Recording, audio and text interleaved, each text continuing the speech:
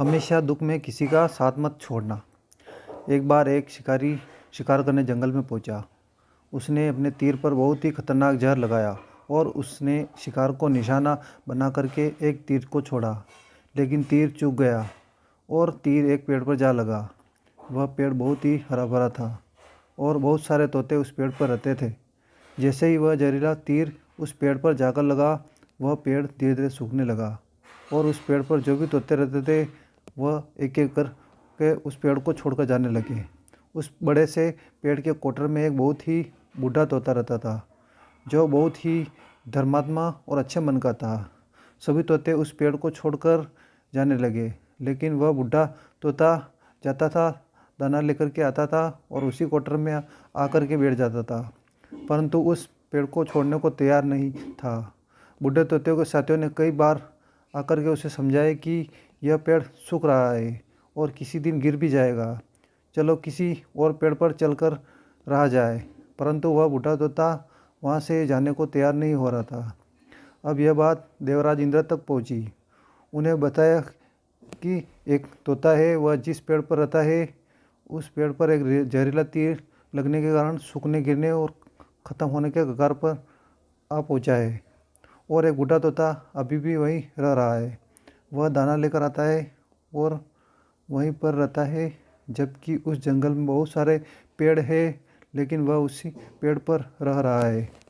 देवराज इंद्र प्रकट हुआ है और उस बूढ़े तोते से कहने लगे कि आप बहुत धर्मात्मा है, बहुत ही अच्छे मन के हैं, लेकिन आप इस पेड़ को छोड़कर किसी और पेड़ पर चले जाइए, क्योंकि यह पेड़ कुछ ही दिनों में गिर जाएगा। तालाब के पास में बहुत से हरे भरे बड़े बड़े पेड़ है, बड़े बड़े कोटर है। उन पेड़ों पर फल भी लगे हुए हैं, उन्हें वहीं पर तोड़कर खा सकते हैं, परंतु यहाँ से आप चले जाए।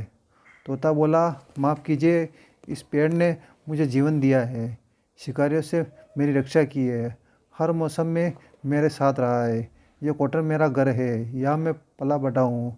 इस पेड़ को छोड़कर कैसे जा सकता हूँ? इस पर संकट है तो क्या इसे छोड़कर चला जाऊँ? मैं ऐसा कभी नहीं कर सकता। देवराज इंद्र तोते के इस बात से बहुत ही प्रसन्न हुए। उन्होंने तोते से कहा, मैं आपके इस बात से बहुत ही खुश हूँ, मांगो, आपको क्या मांगना है?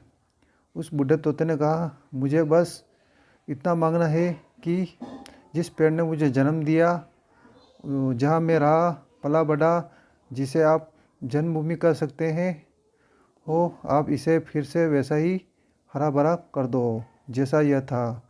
देवराज इंद्र ने अमृत से उस पेड़ को सींच दिया और पहले की तरह हरा भरा कर दिया।